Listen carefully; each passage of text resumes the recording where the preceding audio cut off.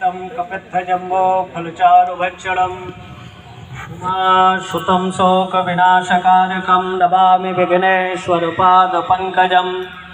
विघ्नेश्वराय वरदाय सुरप्रियाय लंबोदराय सकलाय जगद्धिताय नागाननाय स्तुतियज्ञविभूषिताय गौरीसुताय गणनाथ नमो नमस्ते।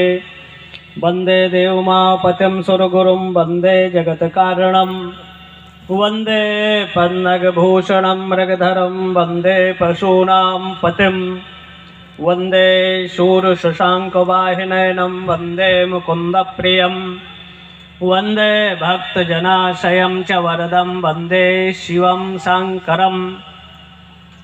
उपस्थित पंचदश नाम जूना अखाड़ा के उपाध्यक्ष परेव मठ के महंत जी, पंचदश नाम जूना अखाड़ा के प्रवक्ता महामंत्री एवं एनसीआर दिल्ली के संत मंडल के राष्ट्रीय अध्यक्ष नारायण गिरी जी महाराज, अन्य अखाड़ों के संत वृंद, मंचस्थ समस्त संत वृंद, नीचे जो बैठे हैं सभी संत भक्त, मातृशक्ति, स्थानीय प्रशासन, मीडिया के पत्रकार बंधुओं, आज यह नर्मदेश्वर शिवलिंग, नर्मदा का कंकड़ हर शंकर कहलाता है। नर्मदा मतलब रेवा तटे तपम कुर्यात। अगर 2 साल नर्मदा के तट पर पंच कर्मेंद्री, पंच ज्ञानेंद्रिय और मन को साध कर नर्मदा के जल का सेवन करते हुए भगवान शिव के विभिन्न में से किसी एक मंत्र की अगर साधना करता है तो उसको भगवान शिव का आत्म साक्षात्कार होता है। और प्रायः 24 महीने के अंदर उसको अष्ट सिद्धियों का जो निरूपण है वो साधक के पास सिद्धियां अनायास प्राप्त हो जाती है। शिव एक ऐसे देवता हैं जिनकी पूजा हर युगों में होती रही। सिंह स्वप्ने धातु से शिव शब्द की निष्पत्ति होती है। शिवम चतुर्थम अद्वैतम मन्यते। वैसे देवता और दानों ने मिलकर समुद्र का मंथन किया अमृत प्राप्ति के लिए। तो देवता पूंछ की तरफ और तामसी दैत्य सर्प के मुंह की ओर मंदार पर्वत की मथानी बनाकर देवता और दानों ने समुद्र का मंथन किया। अनेक उससे रत्न निकले, लेकिन जब सांप की रस्सी का घर्षण हो तो उनके मुख से प्राय विष जैसे असुर जलने लगे। लेकिन उन्होंने स्वेच्छा से ही मुख को मांगा था। अंततोगत्वा मंथन से कालकूट विष निकला, जिस विष को बड़े बड़े वैज्ञानिक विश्व के 2 से 10 देशों के लेखनी कलम लेकर उसकी प्रकृति, प्रवृत्ति, गुण धर्म के बारे में लिखना चाहा, लेकिन एक अंश बूंद भी जब व्यक्ति के हृदय में गया तो उनकी जीवनी शक्ति नष्ट हो गई। ऐसे भगवान विष्णु के प्रार्थना पर मान सहित विष खाई करो शंभु भय जगदीश, अब बिना मान अमृत पिए राहु कटाए शीश। मतलब देवताओं की एक तरफ पंक्ति बैठी, एक तरफ दैत्यों की पंक्ति बैठी, और उस समय मोहिनी रूप धारण कर विष्णु उनकी आभा प्रभा छटा कृपा कटाक्ष से दैत्य मोहित हुए। और ये हुआ कि इस अमृत को आप बांट दो, एक तरफ वो और एक तरफ ये। लेकिन उसमें एक असुर सूर्य और चंद्र के बीच में अपने भेष को परिवर्तित कर बैठ गया। जैसे आज भी विधर्मी विदेशी भारत में अपने भेष को परिवर्तित कर सनातन धर्मावलंबियों को छल से प्रपंच से धर्मांतरण करते हैं, भ्रमित करते हैं और देशद्रोही कृत्य करते हैं। ये काम सतयुग से प्रारंभ हुआ और आज भी आकर भारत के जो अलगाववादी थे, जैसे महाराणा का काल ले लें तो महाराणा के साथ सब थे और विधर्मियों से अरावली पहाड़ियों में रहकर प्राय उन्होंने संघर्ष किया, लेकिन अपने धर्म संस्कृति का परित्याग नहीं किया। घास की रोटियां खाया, महलों के सुख सुविधाओं का, और उन विधर्मियों को अंत भी किया। वैसे जब कपट कलेवर का भेष धारण कर उन्होंने अमृत पान कर लिया कि भगवान मोहिनी से कि ऊपर जो है पानी रूप रहेगा, नीचे गड्ढा रहेगा, पहले हम देवताओं को पिला दें इनका मतलब छाछ, और मक्खन आपको बाद में हम पिलाएंगे। इधर सूर्य और चंद्र ने भगवान विष्णु को इशारा किया और वो तो अमृत पान कर चुके थे। उसका जब सर कटा तो एक भाग राहु और एक केतु अजर अमर हो चुके थे। बाद में उनको फिर नवग्रहों में स्थान दिया गया और वैसे शनि, राहु और केतु जो हैं छाया ग्रह के रूप में है, अपनी पीड़ा आदि देते हैं, लेकिन इनके तांत्रिक या वैदिक मंत्रों के प्रयोग से हम ग्रह नक्षत्रों की गति को भी परिष्कार कर सकते हैं। एरावत वगैरह इंद्र को दिया गया। जब लक्ष्मी निकली तो भगवान विष्णु का उच्च शवा नाम का घोड़ा था, वो असुरों आदि को 14 रत्न निकले और उसका डिवाइड हो गया। देवता अमर हो गए और दैत्यों को मारकर पाताल में भेज दिया। तो यहाँ जो आपके नर्मदेश्वर शिवलिंग है, जिनकी उपासना आराधना और समुद्र मंथन की कथा में जब मंदराचल नीचे जाने लगा तो भगवान विष्णु ने एक कच्छप अवतार लिया। जो आपके मंदिर में कच्छप बाहर रखा रहता है तो उसी में रखकर फिर मंथन हुआ, क्योंकि कच्छप की जो पृष्ठ है काफ़ी कठोर है और उनका जो जीवन है अंतर्मुखी। जब आहार लेना होगा तो इंद्रियों को बहिर्मुख करते हैं, अन्यथा इंद्रियों को अंदर ही रखते हैं। तो कच्छप अवतार से हमको शिक्षा मिलती है, पृथ्वी के भूभाग को भी वो धारण करते हैं कि हमारी जो इंद्रियां हैं ये दुख का कारण है। बहिर्मुखता ही इंद्रियों की अशांति का कारण है, लेकिन अगर अंतर्मुखी रहेंगी, साधना में तत्पर रहेंगी, तो साधना उपासना के माध्यम से सामाजिक परिवर्तन का आधार बनता है। आपका ये जो मानव जीवन है देव दुर्लभ प्राप्त हुआ है। दुर्लभो मानुषो देहि देहिनाम क्षणभंगुरम तत्रापि दुर्लभम मन्ने वैकुंठ प्रिय दर्शनम।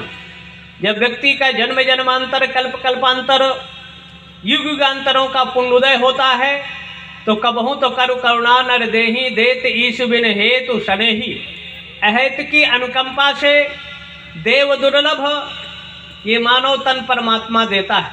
किसके लिए देता है? साधन धाम मोक्ष कर द्वारा पाई नजे पर लोक समारा। लोक और परलोक को साधने के लिए ये मानव जीवन आपको हीरा जैसे प्राप्त हुआ है। हीरा का कोई मूल्य नहीं, अमूल्य है। वैसे जो आपका ये जीवन है अमूल्य है।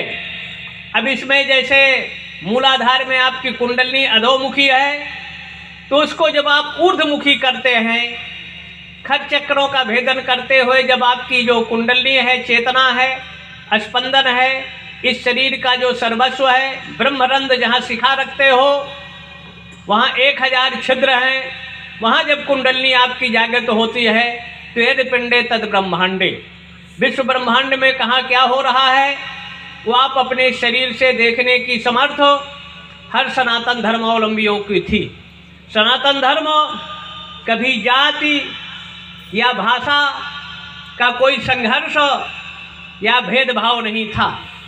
जैसे आपके यहाँ संध्यापुरी जी महाराज जो 50 साल से यहाँ तप किया, उपासना किया भोलेनाथ का, जब भी यहाँ भंडारा हुआ तो चाहे संत हों चाहे भक्त हों, कभी उनकी जाति नहीं पूछी गई। सबको एक साथ हो, या जितने हमारे सनातन धर्म के मठ हैं, चाहे शैव मठ हो, चाहे शाक्त हो, चाहे वैष्णव हो, हाँ, चाहे गणपति गणेश के या सूर्य के, पंचदेव उपासना के जितने केंद्र रहे, या जैसे कुंभ मेला लगा, ये नहीं कि ये फलानों के लिए घाट, ये ढेकाने के लिए, या इस जात के लिए ये घाट, या इस जात के लिए ये, मतलब समता एक साथ हो। लेकिन आज की डेमोक्रेसी हमको जात के नाम पर, भाषा के नाम पर, प्रांत के नाम पर बांटने का षड्यंत्र कुचक्र रचकर भारत को बर्बाद करने का दिवा स्वप्न देख रहे हैं। ऐसी विषम परिस्थितियों में अगर हम सब एक रहे, संगठित रहे, तो जैसे राणा के काल में यहाँ के कोल भीलों ने महाराणा की विजय की सफलता प्राप्त हुई, और जब जब यहाँ राणा या महाराष्ट्र में शिवाजी, गुरु गोविंद सिंह, अगर पंजाब को ले लें, चाणक्य का ले लें तो बिहार, या सुभाष चंद्र बोस बंगाल में, हर कालों में, हर क्षेत्रों में हमारे पूर्वज कह लो, क्रांतिकारी कह लो, या जिस नाम से उनका अनुबोधन कर लो, या भगवान के राम नाम पर भी अगर सतयुग में जाएं तो भगवान राम, अयोध्या के सिंहासन की तिथि निश्चित हो गई कि कल राम राजा बनेंगे। परिणाम माता ने सोचा, वो भी सौतेली माने, कि राम अगर यहाँ के सिंहासन को स्वीकारते हैं तो भारत की आंतरिक स्थिति, मतलब रावण ने विदेशी सत्ता का वर्चस्व भारत में अपना काम कर रहा था। बिहार से ले लें तो वहाँ तारिका और मरीच, सुबाहु का वर्चस्व था। मतलब बिहार से लेकर आज के नागालैंड तक, बिहार, बंगाल, आसाम, अरुणाचल, उड़ीसा, मेघालय, त्रिपुरा, सिक्किम आदि नागालैंड तक उनका वर्चस्व था। और अगर दक्षिण भारत को ले लें तो मध्य प्रदेश, राजस्थान, गुजरात, तमिल, केरल, कर्नाटक, आंध्रा, तेलंगाना, यहाँ शूर्पणखा और खरदूषण का वर्चस्व था। राम का कल राज्याभिषेक हो रहा है। कुछ वरदान कैकेयी के वहाँ थे, वो रुष्ट होती है और चिंतन करती है कि अगर राम राजा बन गए तो भारत की जो आंतरिक शत्रु हैं, भगवान न करे ऐसे हो, तमिलनाडु का मंत्री बोर्ड लगता है जैसे यहाँ नर्मदेश्वर महादेव वेद विद्यापीठ शोध संस्थानम के माध्यम से यहाँ शिक्षा का केंद्र बनेगा, तो एक मंत्री रहते हुए उस बोर्ड में लिखा सनातन का समूल विनाश। जिन्होंने सनातन के विनाश को अमंता नष्ट करने की योजना बनाया तो प्रकृति उसको दंड देती है। जो आज देवी आपदा आई है, समुद्र के माध्यम से बाढ़ आदि, विभीषिका, अगर राजा पाप करता है तो प्रजा भोगती है। जासुराज प्रिय प्रजा दुखारी, सो निप नरक अवश्य अधिकारी। जिन्होंने सनातन के समूल विनाश का तमिल की भूमि से और यहाँ तक डेंगू, मलेरिया, मच्छर, खसरा, खटमल जैसे, और एक बिहार का भी इसको कहता है सनातन धर्म को विष है। तो ऐसे संवैधानिक पदों पर रहने वाले लोग जब सनातन पर उंगली उठाते हैं तो प्रकृति इसकी रक्षा सुरक्षा के लिए यदा यदा ही धर्मस्य ग्लानिर्भवति भारत अभ्युत्थानम् अधर्मस्य तदात्मानं सृजाम्यहम् परित्राणाय साधूनां विनाशाय च दुष्कृतां धर्म संस्थापनार्थाय संभवामि युगे युगे। हर युगों में वो परमात्मा अवतार लेता है। राम के रूप में अवतार लेकर वनवास को माध्यम बनाया। मतलब उन्होंने अगर देखा जाए तो राम ने कहीं जातिवाद नहीं, हाँ, अपने वनवास के काल में वो 2 लोगों के घर जाते हैं जो आज समाज से उपेक्षित है, तिरस्कृत है। अगर देखा जाए तो पहला वो निषाद राज के घर जाते हैं जमुना पार करने के लिए, और गंगा पार करने के लिए सिंहबेरपुर में। और अगर देखा जाए तो सबरी के आश्रम में जाकर उनके बैरों का भक्षण लेते हैं, बाली के घर नहीं गए। अगर देखा जाए तो लंका विजय के बाद रावण की लंका में प्रवेश नहीं किया, उन्होंने पर्णकुटी में रहते हुए। और उनके सहयोगी कौन थे? गृहवासी, वनवासी आदि वैसे समाज के लोगों ने राम के साथ तन्मयता के साथ तो विश्वव्यापी आतंक उग्रवाद समाप्त हुआ, सनातन की रक्षा हुई। कृष्ण के काल में भी यही हुआ। आज कॉन्वेंटों के माध्यम से, शिक्षा के केंद्रों के माध्यम से आज हमारी संस्कृति को नष्ट करने का कुचक्र षड्यंत्र, तो ब्रह्मलीन संध्यापुरी जी महाराज, जिनका चिंतन था गायों का रक्षण हो, सनातन ग्रंथों का संरक्षण हो, आप लोग यहाँ रहे, अनेक तरह की उनकी क्वेश्चन समाधान, जो अपने ज्ञान से हर क्षेत्रों का उनका ज्ञान अथाह था। यहाँ 50 वर्ष तक उन्होंने माला जपा, लोगों का मार्गदर्शन कल्याण करते रहे।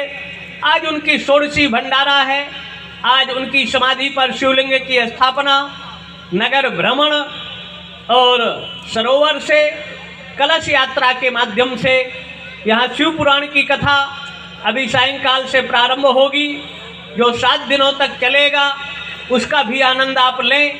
शिव की महिमा क्या है, शिव की उपासना का रहस्य क्या है, शिव नाम के जपने का क्या प्रभाव है।